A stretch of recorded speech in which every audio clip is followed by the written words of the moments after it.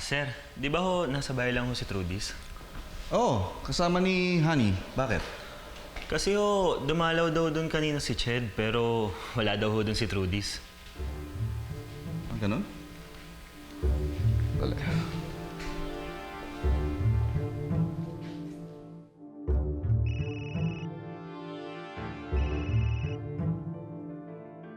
Hello, Sir Nick? Hello? Ched. Nagpunta ka raw sa bahay kanina, tinanap mo si Trudis. Hindi mo raw nakita? Opo, nagpunta nga po ako dyan. Pero hindi ko po nakita si Trudis eh. Ang sabi daw, umalis kayo? Hindi naman sila nagpaalam sa akin na alis sila eh.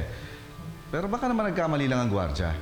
So ganito ang gawin mo, bumalik ka bukas at ibibiling kita para papasukin ka. Hindi. Mas maigi siguro pasasamahan kita kay Migs. Sige po, maraming salamat, sir.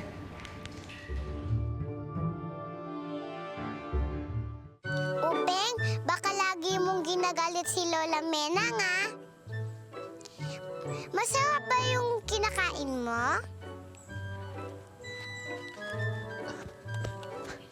Trudis! May sorpresa ako sa'yo. Tito Shed! Halika dito. Ay, naku! Miss na kita. Pumunta kaya ako dito kahapon. Sabi wala ka daw. Andito lang po ako kahapon. Migs, kailan ka pa nagkaroon ng permiso na magpapasok ng kung sino-sinong tao dito? Ma'am, sabi po kasi ni Sir Nick, samahan ko daw po si Mercedes kay Trudis. Pasensya na po. Sana okay lang po sa inyo, ma'am. Of course, it's okay.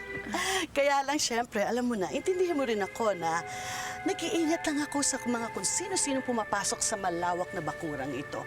Alam mo ng panahon ngayon, ang daming masasamang loob. Pero syempre, iba ka naman, Iha. You're almost part of the family. Salamat po.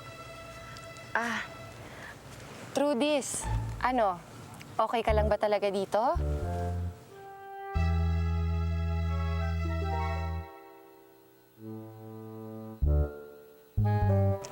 Oh, Trudis. Bakit hindi mo sagutin ang tita Ched mo? Di ba okay ka naman dito? Masaya ka, di ba? Kasi nandito ang daddy mo. Tito Shed, alam mo? Ano? Sabihin mo. Masaya ka, di ba? Siyempre, ganyan lang naman talaga ang mga bata. Natural sa kanya na sa una medyo hindi okay. Kaya medyo laging nalulungkot kasi nag-a-adjust pa. Pero lagi naman kaming nandito palagi para sa kanya. Di ba?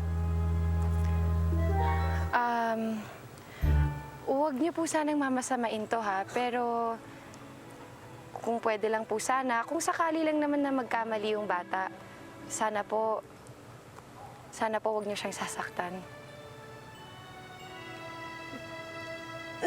Iha, makakaasa ka na nasa mabuting mga kamay si Trudis. At ako bilang ina. Siyempre, alam ko kung paano magdisiplina ng mga bata. Alam mo naman ang mga bata sa panahon ngayon, nagiging sutil. Gusto mo bang maging ganon si Trudis?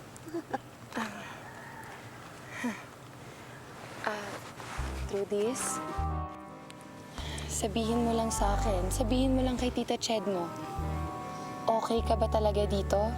Para mapanatag ang loob ko.